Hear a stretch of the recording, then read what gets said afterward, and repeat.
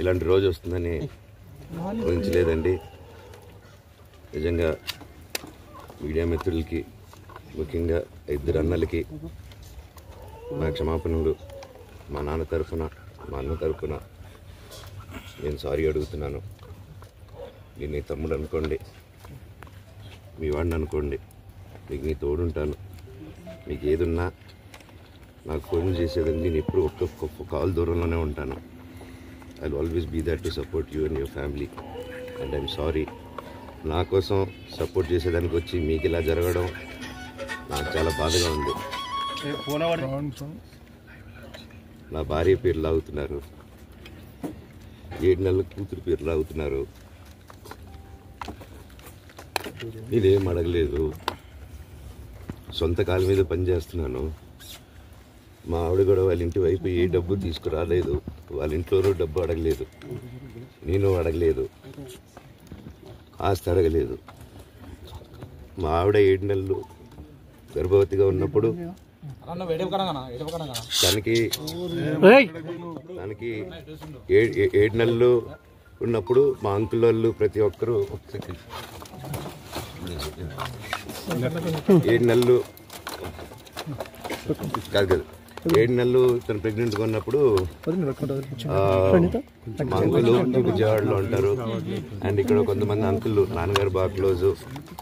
మనోజ్, నువ్వు ఎన్నో సంవత్సరాలు ఇంటికి బయటగా ఉన్నావు, నీ సొంతంగా ఉన్నావు. మీ నాన్నగారు అమ్మగారు ఒకరే ఉన్నారు.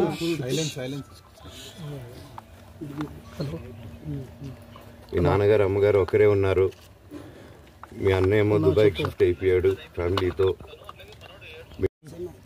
తనకి ఇప్పుడు మీ అమ్మ అవసరం ఉంది, పెద్దోళ్ళు అవసరం ఉంది. నువ్వు అక్కడే ఎలా చూసుకుంటావు అంటే, నాకు ఆ రోజు మా భార్య కూడా ఒకసారి వాళ్ళు అన్నీ చెప్తున్నారు కదా, ఎందుకంటే ఒకసారి వినండి అంటే, సరే అమ్మా నీకోసం వస్తాను అని చెప్పి మళ్ళీ తిరిగి రావడం జరిగింది. అండ్ నేను ఈరోజు నా గురించి ఆరోపణలు వేస్తున్నారంటే అది నేనేం చెప్పలేను. ఓన్లీ మీకు ఆధారాలు మాత్రమే చూపించగలుగుతాను. ఇప్పుడు వాళ్ళు చెప్పి నేను చెప్పి ఇది కరెక్ట్ కాదండి, నేను ఎప్పటి నుంచో కూర్చొని మాట్లాడదాం అంటున్నాను. పిల్లలకి లోకల్లో ఉన్న, అక్కడ లోకల్లో ఉండేది ఎవరో కాదండి, మా బంధువులే అండి అందరూ. ఆ చుట్టుపక్కల గ్రామాలందరూ, మా నానమ్మలూరు, అమ్మమ్మలూరు అందరూ మా వాళ్ళండి. వాళ్ళ పిల్లలు, మనవాళ్ళు, వాళ్ళ బంధువులు. సో వాళ్ళకి అన్యాయం, వాళ్ళు అర్జీలు పెట్టుకున్నారు, వాళ్ళు లెటర్లు పంపించారు, వాళ్ళన్నీ చేశారు. నేను వాళ్ళకి సపోర్ట్గా మద్దతుగా నిలబడి ఏమైంది నేను అడిగేసరికి వినయ్ అతనికి ఫోన్ చేశాను, మెసేజ్లు పెట్టాను. సార్ వాట్ ఈస్ హ్యాపెనింగ్, ఇంకా కావాలంటే కాలు మీద కూడా పడతానండి, ఈ ఇష్యూ క్లియర్ చేయండి, మాట్లాడుకుందాం అంటే చాలా దురుసుగా రిప్లైలు పెట్టారు. నేను ప్రతిదీ ఈరోజు సాయంత్రం 5:30కి ప్రెస్ మీట్ పెట్టి ఆగానండి, ఇంకా ఆగలేను. ఈరోజు ఈవినింగ్ ప్రతిదీ చెప్పేస్తాను. ఆ రోజు నేను పోలీసు సపోర్ట్ అడిగినప్పుడు స్టేషన్కి 100కి ఎందుకు ఫోన్ చేశాను, ఆ 100 దగ్గర నుంచి నేను పర్మిషన్ ఇస్తున్నాను, నాకు ప్రాబ్లం లేదు, మీరు ఒప్పుకుంటే మీ వల్ల అయితే 100లో నేను ఏం మాట్లాడానో మీరు తీసుకొని వినండి. ఆ రోజు ఆ హీట్ మూమెంట్లో జరిగిన మూమెంట్లో మాట్లాడాను.